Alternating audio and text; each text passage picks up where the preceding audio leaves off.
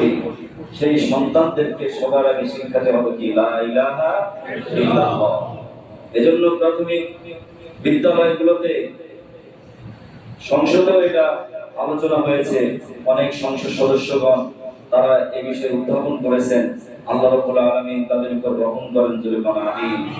আজকে দেশে শান্তি আনতে হলে, মাদক মুক্ত সমাজ করতে হলে, সুশৃঙ্খল একটা জাতি তৈরি করতে হলে, একটা শক্তিশালী মেধা নির্ভর জাতি যদি আমাদেরকে তৈরি করতে হয়, তাহলে অবশ্যই আজকে এই প্রাথমিক বিদ্যালয়ে কোরআনের শিক্ষাটা বাধ্যতামূলক করতে হবে। ঠিক কিনা বলেন? এটা এমন কম্পালসারি করা যাবে না।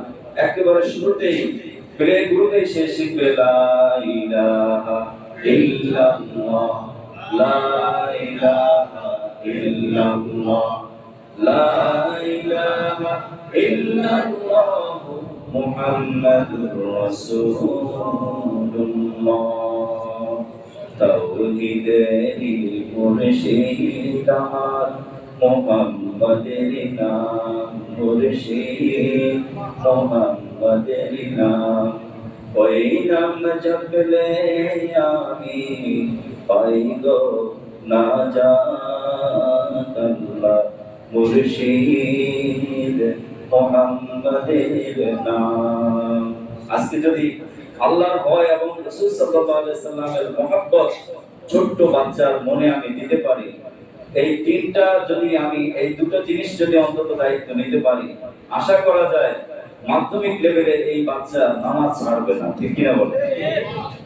মাধ্যমিক লেভেলে যখন বাচ্চা বাবার সাথে নামাজে উঠবে, ঘরের ভিতরে যখন কোরআন পাঠ হবে, ঘরটা যখন আদর্শের ঘর হবে, মাদকমুক্তের ঘর হবে, বাবা মা যখন ভালো হবে, এই বাবা মা থেকে যে সন্তান দুনিয়াতে আসবে অবশ্যই সে ভালো হতে বাধ্য, সে অবশ্যই একদিন না একদিন ভালো হয়ে যাবে। এজন্য মুহতারাম হাজিরিন, আমরা এই দাবি করি যে প্রাথমিক বিদ্যালয়ে অবশ্যই ইসলাম শিক্ষা এবং কোরআন শিক্ষাকে বাধ্যতামূলক করতে হবে।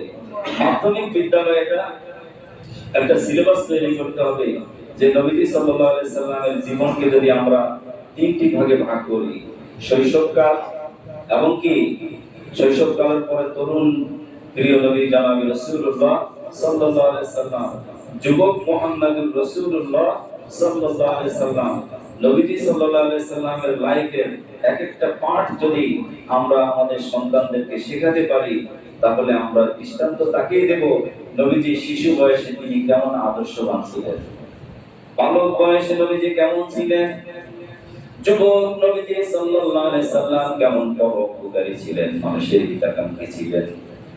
নবীজি সাল্লাল্লাহু আলাইহি সাল্লাম ইন্তেকালের পূর্ব মুহূর্ত পর্যন্ত তিনি যে মানবতার জন্য যেগুলো করে গেছে, সন্তানকে যদি আমরা বিদ্যালয়ের মাধ্যমে, শিক্ষাঙ্গনের মাধ্যমে আমরা যদি তাদের মনে এগুলো ঢুকিয়ে দিতে পারি, সিলেবাসের মধ্যে যদি বাধ্যতামূলক করে দিতে পারি, আমি গ্যারান্টি দিচ্ছি, আল্লাহ রাব্বুল আলামিন নিজেও গ্যারান্টি দিচ্ছেন, আল্লাহ রাব্বুল আলামিন ওয়াদা করেছেন, যাদের মনে আমার ভয় থাকবে, আমার হাবিবের মহব্বত থাকবে, দুনিয়া এবং আখিরাত দ্বারাই সফল কাম হয়ে যাবে।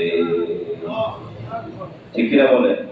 মুহতারাম হাজিরিন, নবীজি সাল্লাল্লাহু আলাইহি সাল্লাম দুনিয়ার যে অপকারিতাগুলো আমরা তো মোটামুটি জানি, এবার পরকালীন অপকারিতাটা কি নবীজি কত মারাত্মক ভাবে বলেছেন। কোন ব্যক্তি যদি একটু শুধুমাত্র শরাব বা মাদকে যদি সে চুমুক দেয়, এই ব্যক্তির পরবর্তী 40 দিন পর্যন্ত কোন ইবাদতই আল্লাহর দরবারে মঞ্জুর হয় না। সুবহানাল্লাহ, নাউযুবিল্লাহ। এমনকি নবীজি আরো বলেন, যে ব্যক্তি মাদক সেবন করবে, লা ইয়াসরিকু সারিকু ইলা ইয়াসরিকু ওয়া হুয়া মুমিন, সে মুমিন থাকে না। ওটা সেবন করার সাথে সাথে সে ইসলাম থেকে খারিজ হয়ে যায়, ইসলাম থেকে সে বের হয়ে যায়, সে আর মুসলমান থাকে না। একজন চোর যখন চুরি করে, চুরি করা অবস্থায় ঈমানটা তার সাথে থাকে না। ঠিক একজন ডাকাত যখন ডাকাতি করে, ডাকাতি করা অবস্থায় ঈমান তার সাথে থাকে না। ওই অবস্থায় যদি সে মারা যায়, সে একজন মুমিন মুসলমান হিসেবে মারা যায় না, সে কাফের হয়ে মারা যাচ্ছে। যখন নাউজুবিল্লাহ। নবীজি বলেন লা ইয়াশরিবু শারিবু বাইনা ইয়াশরিবুহা ওয়া হুয়া মুমিনুন। কোন শরাব পানকারী, মদ পানকারী যখন মদের চুমুক দেয় অথবা মদ যখন সে গ্রহণ করে, তার ওই মুহূর্তে ঈমানের মতো নিয়ামত আল্লাহ রাব্বুল আলামিন ছিনিয়ে নেয়। যার কারণে সে তার বিবেক জ্ঞান থাকে না, সে তখন পরিবারে অশান্তি সৃষ্টি করে, সে সমাজে অশান্তি সৃষ্টি করে, তার মাধ্যমে দেশে, সমাজে, পাড়ায়, মহল্লায়, শিক্ষাঙ্গনে, সর্বত্র তার মাধ্যমে সবাই ক্ষতিগ্রস্ত হয়। কেউ তার কাছে নিরাপদ থাকে না, ঠিক কিনা বল? এমনকি এই মাদকের টাকা সংগ্রহ করতে সে তখন তার জন্মদাতা বাবার গলায় ছুরি চালাতেও সে আর দেরি করে না।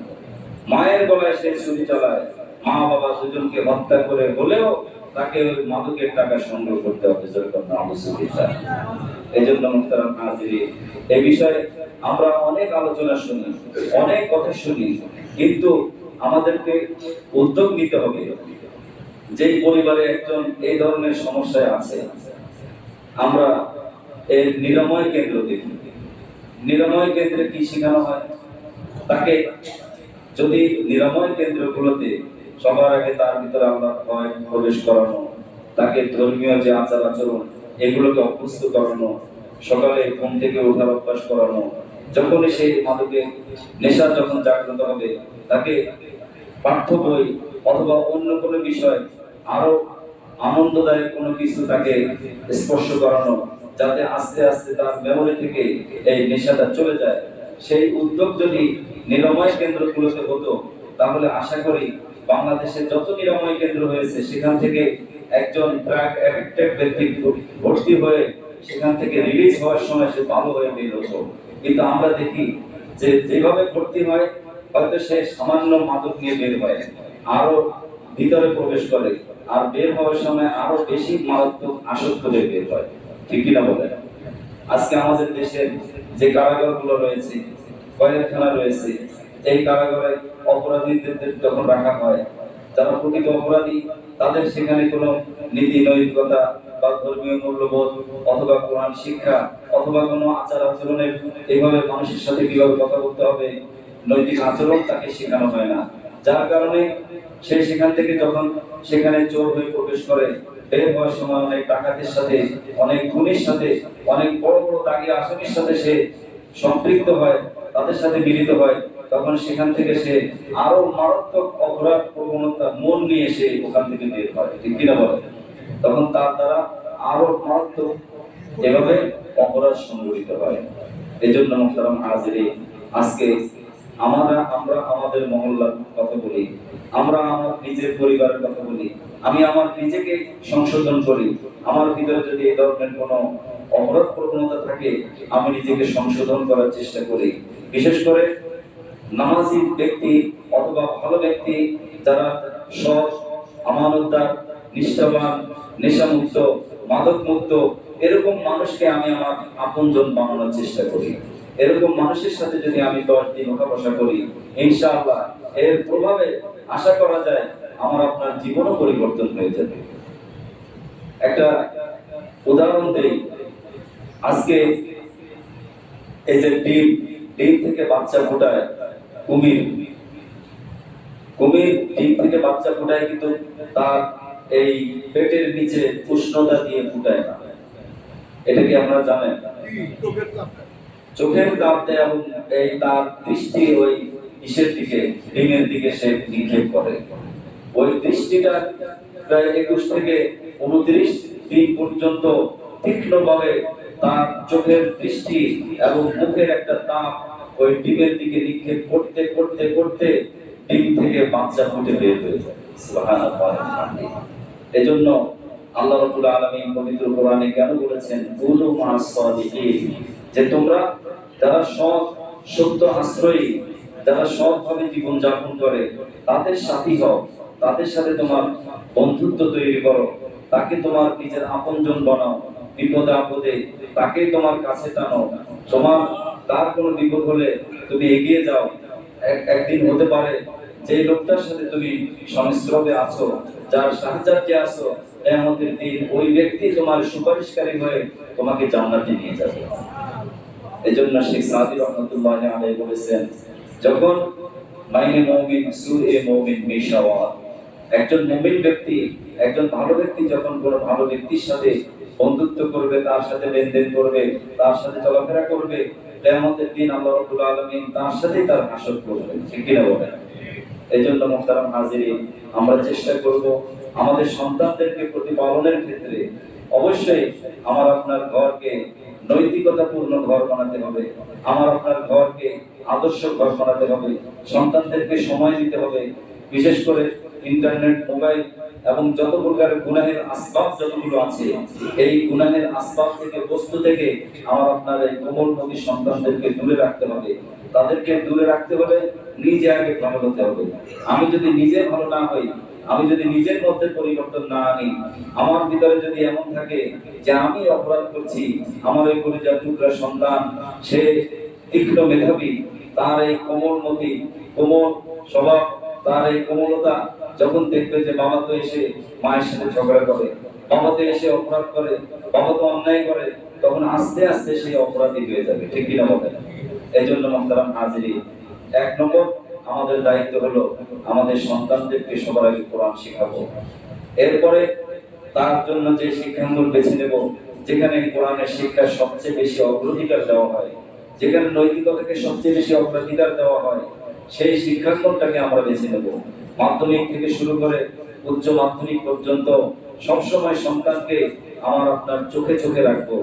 আর যদি কোনো প্রকারের মাদকে আসক্ত হয়ে যায়, সর্বোচ্চ চেষ্টা করব, অন্তত চেষ্টা করতে করতে যদি আমার মৃত্যু হয়, আল্লাহর কাছে অন্তত আমার আপনার দায়িত্ব থেকে অব্যাহতি পেতে পারি।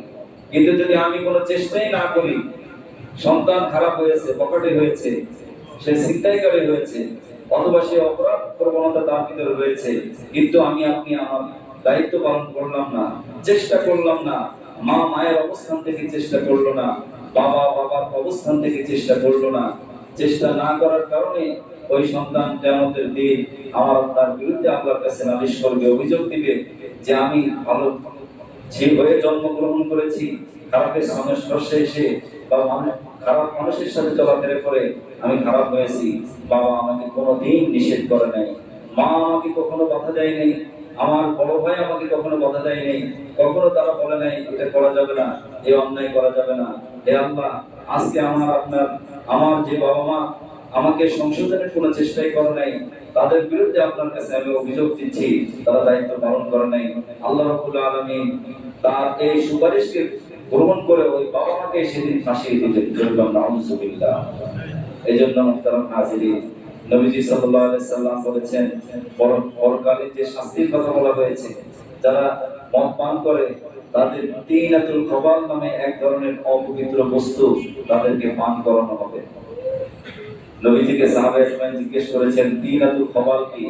তিনাতুল খবাল নবীজি বলেছেন, এটা জাহান্নামে যারা যাবে তাদের শরীর থেকে যে অপবিত্র রক্ত, পুঁজ নাক থেকে এবং শরীর থেকে বের হবে, এগুলো একত্রিত করে যারা মাদকের সাথে আসক্ত বা যারা মাদকাসক্ত তাদেরকে এগুলো জোর করে পান করানো হবে।